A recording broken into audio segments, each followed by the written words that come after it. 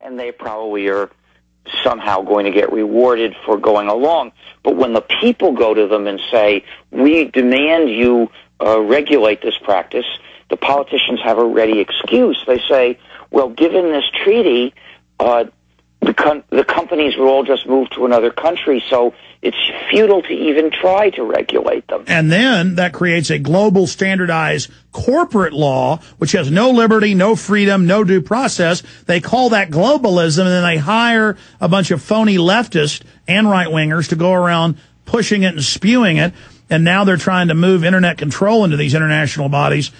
Do you think the Internet's going to survive? I can't see the future. I tend to be somewhat of a pessimist by nature. It's just that even if I feel discouraged, I keep on fighting. So it's not particularly bad that I'm a pessimist, but the point is, if I tried to answer that question, all I could do is tell you my pessimism, which doesn't prove anything. That's not the point. The real question is, what can we do to fight this? We have to demand the abolition of these so-called free trade treaties. You see, the arguments for those free trade treaties are narrow-minded. They say, well, it makes for economic efficiencies.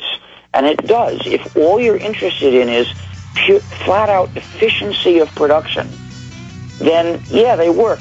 But they give all their benefits to rich people, and they corrupt the laws of every country that's participating, and that hurts us far more than the benefits economically we might hope to get. All right, final segment with our guest, Richard Stallman. Straight ahead, I'm Alex Jones. Stay with us. All right, folks, the show is almost over. Rebroadcast with reports from Bilderberg 2009, kind of a wrap-up of all the latest developments there. And bills to where without arrest, without charge, it just puts you on a terror list as a citizen, like the no-fly list, you can't own guns.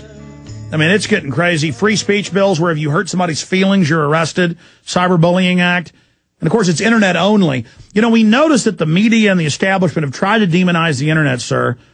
And they've tried to, but now they're kind of having to join it, but they still demonize it at the same time. I'm pessimistic, but I'm also positive that they've tried to control it and demonize it and kind of mutate it before, and that they are getting a lot of what they want in the way of tyranny, but in a way people are just ignoring them, and we're going around them. Or final comments on that front, anything positive?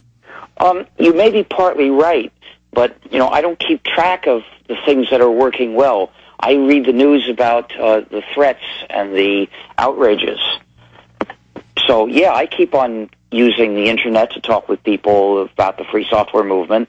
I continue posting links to articles about various kinds of outrages typically committed by governments and religious fanatics. And so far I haven't been stopped from doing this. Yeah.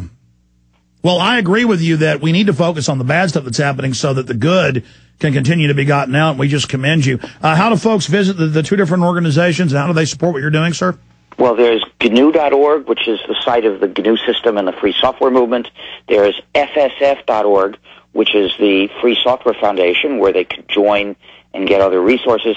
And my personal site is Stallman.org, and that's where I post notes about other political issues and anything else I want to post that doesn't fit into those two organizations. Stallman.org. Stallman's right. a great place to read your writings and more research. Well, sir, next time we won't keep you for 50 minutes, but next time if you'll come back on as things develop and unfold a few times a year, we'd like to get more reports from you. So I really appreciate you coming on.